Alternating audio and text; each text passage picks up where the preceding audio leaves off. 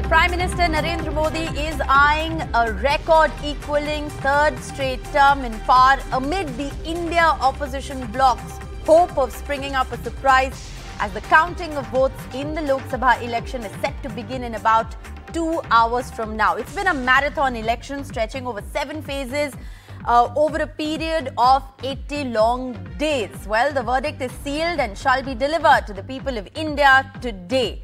At 8 a.m., the counting will begin. The ballot boxes, of course, will be counted first, and Team NDTV will be bringing you the fastest and the most trusted numbers, so don't go anywhere. Now, the exit polls, remember, with all of the health warnings, have predicted continuity, predicting a thumping win for the BJP-led NDA in this 18th Lok Sabha. A lot is at stake for brand BJP and for brand Modi in terms of the sheer scale of victory that they can register and, of course, the new territories they could potentially conquer. The opposition stakes are higher amid a reducing national footprint, as is being predicted. It's a prestige battle in some parts for the opposition and one for identity and relevance in other parts of the country. Will the BJP be able to emerge as a strong force in Tamil Nadu and left-ruled Kerala, 2 states where it has currently no seats but is predicted to win a few if the exit polls are to be believed? Will it improve its tally in the all-important state of Uttar Pradesh? Well, to talk more about these two phenomena, the South and Uttar Pradesh, and of course, to also get us a hawk's eye view of what's really happening in the corridors of power, NDTV's team of reporters joins me. Uma Sudhir is joining us at the moment, Vedant Agarwal from the BJP office, and Tanish Punjabi covering the numerically all-important state of Uttar Pradesh. A very good morning to you all.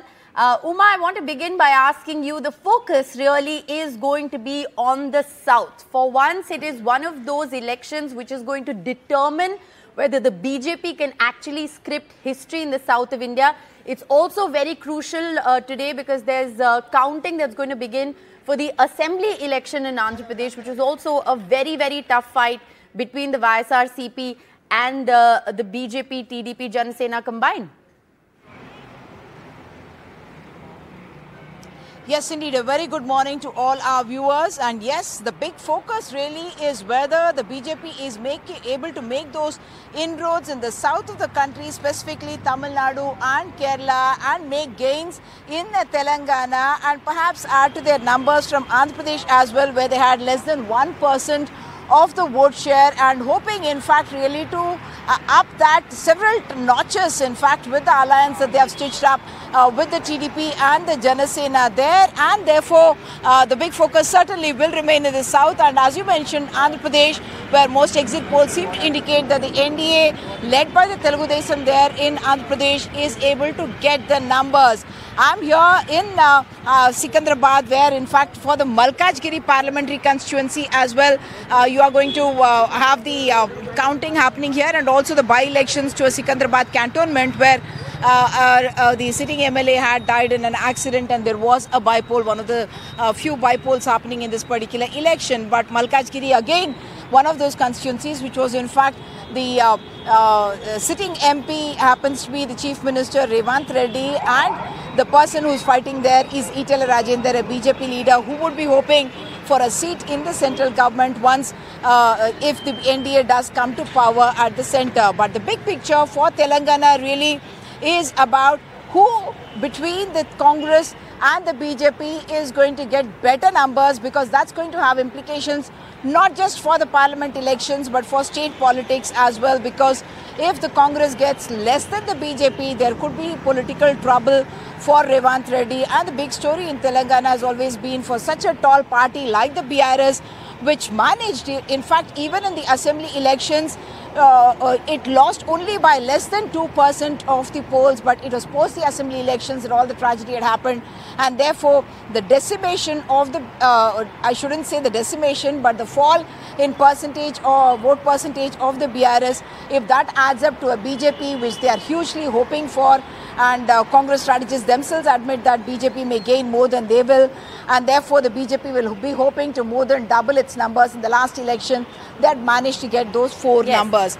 Andhra Pradesh is the other story, where the BJP only in 2014 had those numbers in terms of parliament elections, 4 seats that they had managed there, and yet subsequently they have not had a presence there, and it is this alliance that they are hoping will be able to give them the seats. Tamil Nadu and Kerala, the other big states where the BJP is hoping to make gains, and certainly the Prime Minister in fact has made as many as 30 visits to Tamil Nadu, and that big focus on Tamil Nadu. Back to you. All right. Well, the 5 states across the south, Uma, put 129 parliamentarians in New Delhi, and 29 of those 129 were won by the BJP last time around, and they're really looking to better that number. If they manage to register wins in any of these 2 states, it's going to be considered, a huge endorsement for the Prime Minister in the south of India. We're going to continue to focus, of course, on the south, but how can we not today talk about the Hindi heartland?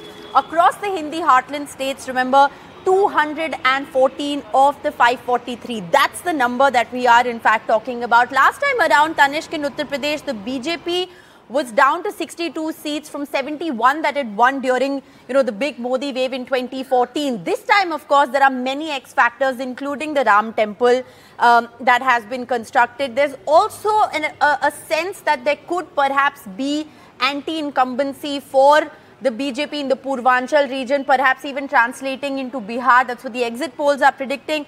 But at the end of the day, Uttar Pradesh is, like we say, the road to Delhi is through Lucknow. So Uttar Pradesh is numerically all important.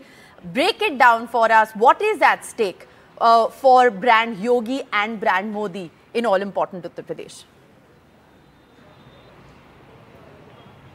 Well, of course, Rishika, first of all, I would just like to first begin with by saying that it is very disappointing that it is finally raining on the last day, on the result day. It has finally started raining after 1.5 months of long, scorching reporting in hot election. Well, but yes, talking about Uttar Pradesh, of course, numerically, many say that rain is a good omen, so it remains to be seen who it's a good omen for.